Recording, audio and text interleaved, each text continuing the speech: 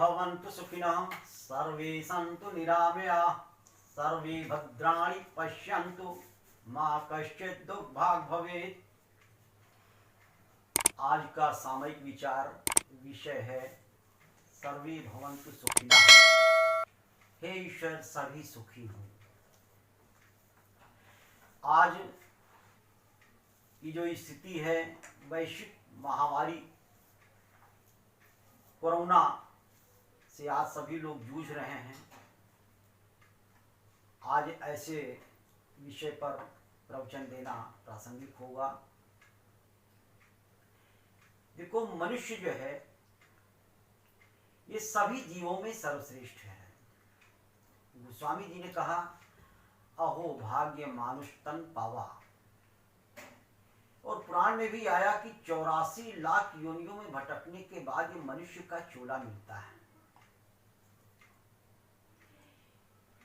दो तरह के जीव होते हैं इस दुनिया में। एक स्वाभाविक ज्ञान के प्राणी होते हैं, एक नैमित्तिक स्वभाव का प्राणी होता है। मनुष्य जो है वो नैमित्तिक ज्ञान का प्राणी है। बाकी सभी जीव जन्म लेते ही जितने ज्ञान की आवश्यकता होती है परमपिता परमेश्वर उसमें दे देता है।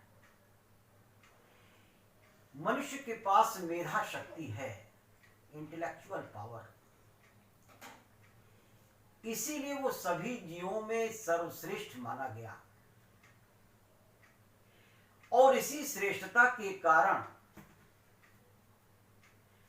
इस सृष्टि में जितने भी जीव हैं, मनुष्य ही नहीं सभी प्राणी, वृक्ष, जो भी ईश्वर ने प्रकृति दत्त उपहार दिए हैं, इन सबकी सुरक्षा और सुरक्षा का दायित्व ये मनुष्य पर सौंपा गया।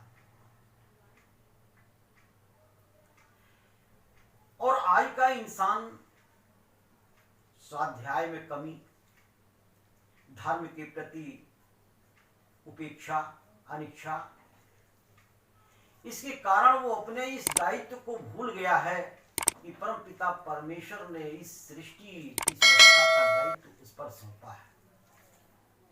और निरंतर इस प्रकृति का नाश करता जा रहा है। आज की जो समस्या है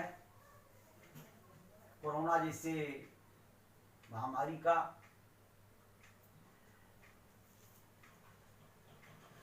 तो इसमें मनुष्य जो है ये प्रकृति का नाश करके इस पर्यावरण को दूषित करता जा रहा है। हम इस प्रकृति को जो है केवल दूषित ही कर जानते हैं, नहीं, हमें इसे स्वच्छ भी करना चाहिए। क्योंकि ये वातावरण, पर्यावरण शुद्ध रहेगा तभी सभी जीव सुखी रहेंगे। आज पर्यावरण की सुरक्षा का बहुत बड़ी समस्या उत्पन्न हो चुकी है। ईश्वर यह मनुष्य को यही उपदेश करता है कि जियो और जीने दो, खुद जियो और स्वस्थ होकर के जियो और दूसरों को जीने देने का विधान है।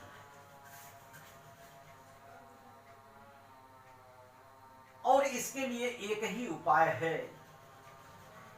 देखिए, यदि आप किसी को बहुत प्रसन्न हो करके, बहुत दयावान हो करके किसी को 1 रुपए का दान करते हैं, तो वह एक विशेष व्यक्ति को, एक विशेष जीव को दान करना हुआ, कल्याण करना हुआ। लेकिन यज्ञ ही एक ऐसा विधान है जिसके द्वारा हम उसकी प्रत्येक आहुति से हम सभी जीवों के कल्याण, सुख, शांति की कामना करते हैं। वेद में आया हुआ है, यज्ञो वै श्रेष्ठतम कर्म। यज्ञ ही श्रेष्ठतम कर्म है। और आज जो है, जो ये रोग कोरोना का है, ये हवा में है। और हवा प्रदूषण प्रदूषित होकर के हमको जो है ये बीमारी दे रही है, तो ये हाथ धुलने से, सैनिटाइज करने से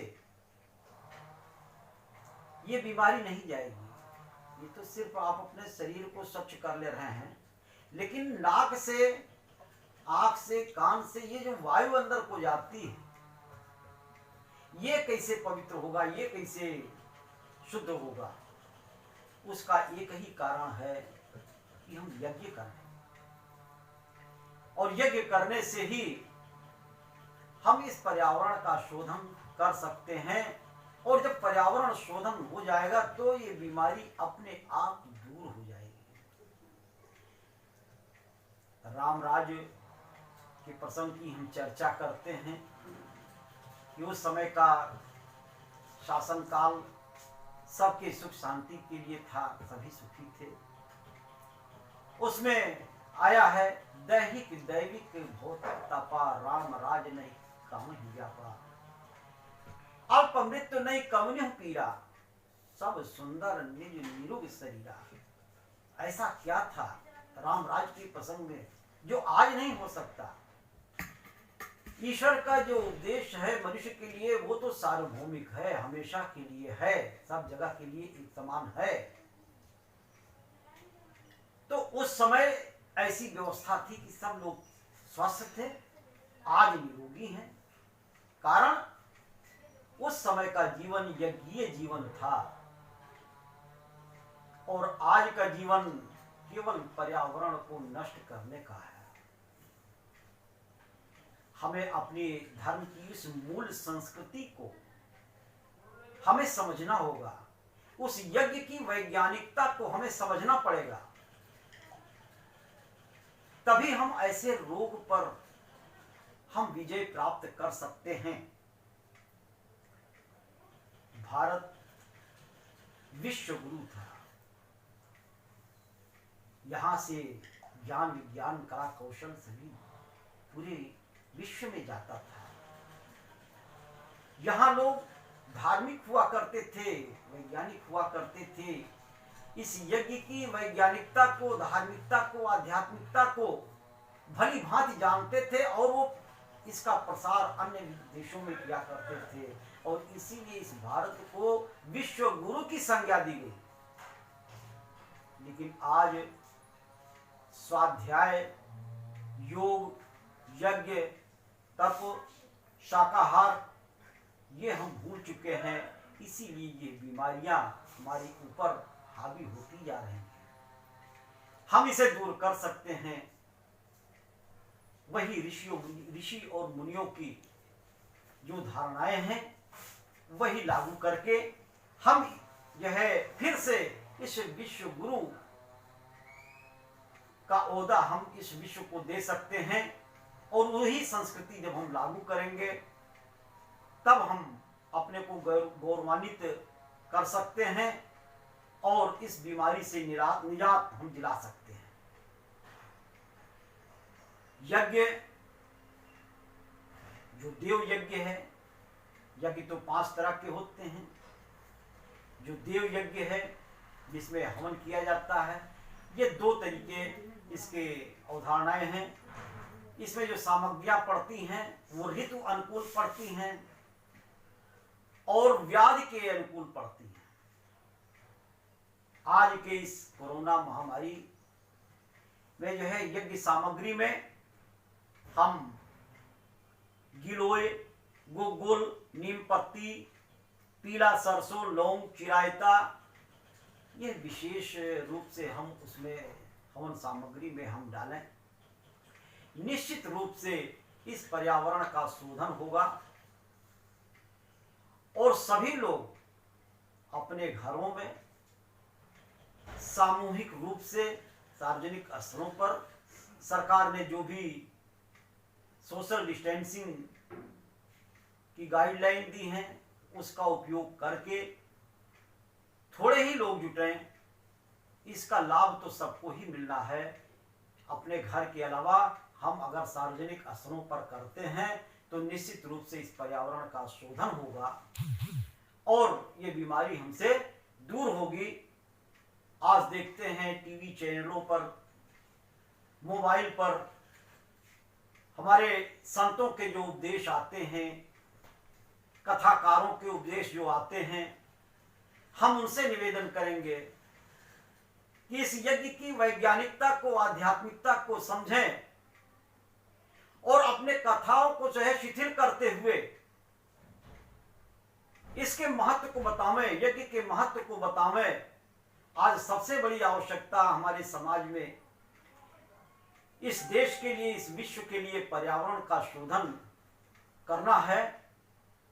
तो हम उन संतों से भी हम ये आग्रह करेंगे कि वो यज्ञ के प्रति सचेत हों और समाज में सबको इसके लिए उपदेशित करें और उनमें जागृति पैदा करें कि यज्ञ मनुष्य जीवन का सबसे श्रेष्ठतम कर्म है और इसी से ही जो है हम इस बीमारी से निजात दिला सकते हैं। आप देखेंगे ऐसा करने पर निश्चित इस बीमारी से निजात मिलेगी और सरकार भी इसको लागू करने के लिए प्रयत्नशील हो जाएगा। इसी के साथ हम अपनी वाणी को विराम देते हैं। इत्यं शम।